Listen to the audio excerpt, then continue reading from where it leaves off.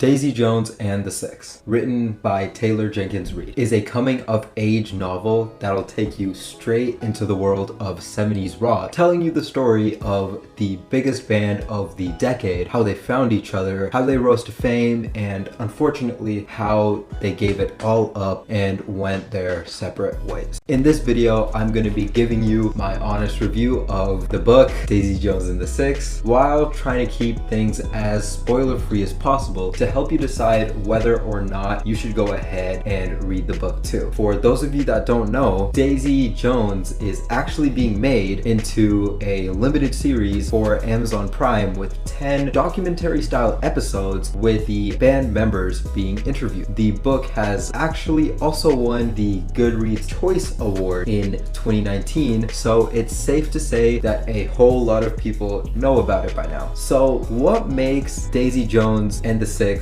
so special? Here's my take. First of all, the way this book is written is probably unlike any other book you've ever read. So you have books like Harry Potter or Lord of the Rings that are sure to go down in history for their iconic stories and plots. But I genuinely believe that Daisy Jones and the Six is a book that will be remembered for the way it was written. So how we talked about the book being adapted into a documentary style series? Well, the reason why that's happening is because that's exactly how this book has been written. Daisy Jones and the Six isn't your ordinary book where you start with once upon a time and things end with happily ever after. The reason why I picked up this book and I couldn't keep it down was that it was written in the format of a bunch of interview transcriptions. In fact, the author's note right at the beginning is where you start getting curious about what exactly that this book is trying to do. So to make sense of the author's note, you'll need to know that the author herself is actually a character in the book. And while it sounds a little weird, trust me when I say that the idea seriously works. The author introduces herself as an interviewer who is trying to uncover the history of the band Daisy Jones and the Six. The style of the narrative of the book is probably going to stay with me for a very long time. Even though it's written like an interview, you never really get to hear from the interviewer. So the whole thing just feels like a conversation between multiple people, and that really makes the whole thing pretty easy to follow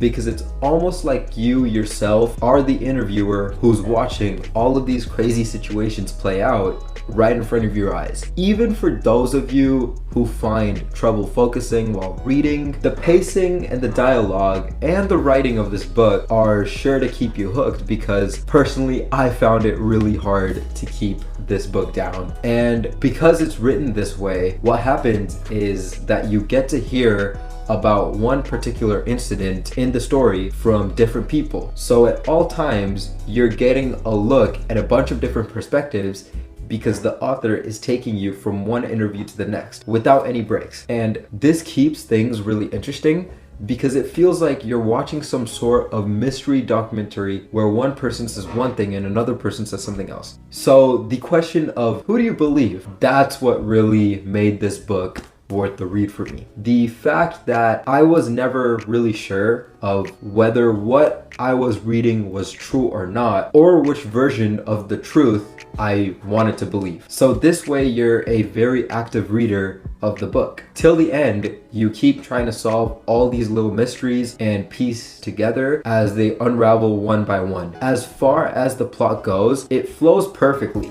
even with the book's non-linear narrative. So the book follows two timelines, one in the past and one in the future when the band has broken up. And it's fascinating that the way of both of these events of these timelines are always playing catch up with one another, making you wonder when and how all it's gonna come together in the end. In true 70s fashion, the book is full of references to sex, drugs, rock and roll, with super gritty details about the kind of life that these rock stars lived and the struggles that they had to live with. One thing I liked is that Reid does not hold back at all and really goes all in with her characters, who are probably the most interesting part of the book to me. So you have the main characters, Billy and Daisy, who are messed up in their own ways, but their flaws are exactly what make them so real. Daisy Jones is lovable and talented, and she joins the band for a single, but ends up staying along for the ride with them permanently. Her only problem is that she can never really stay sober for a single day in her life. And then you have Billy Dude, who struggles to not give in to his temptations, and his biggest one being Daisy. And the chemistry between these two is to die for, and really makes the book page turner for me. The spark between them is simply, for the lack of a better word, electric. And while it's what ultimately drives the band apart, it's truly amazing to uncover their story bit by bit. Another thing I really like is the fact that no character in this book is perfect. And I think it's because the story is written from a first-person perspective. And it's really easy to get inside the head of all these characters, helping you understand their personalities better, and so you know why they do the things they do.